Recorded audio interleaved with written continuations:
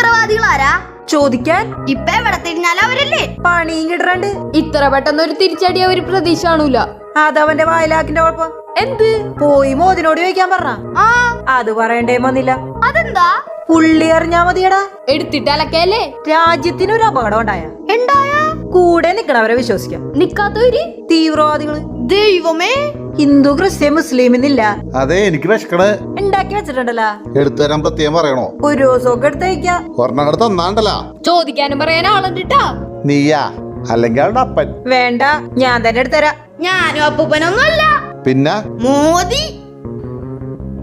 മോദിയോട് ചെന്ന് പറയൂ എന്ന ഒരു വാക്കാണ് പാകിസ്ഥാനിൽ ഇത്രയധികം മിസൈലുകൾ വർഷിക്കുവാനുണ്ടായ കാരണം.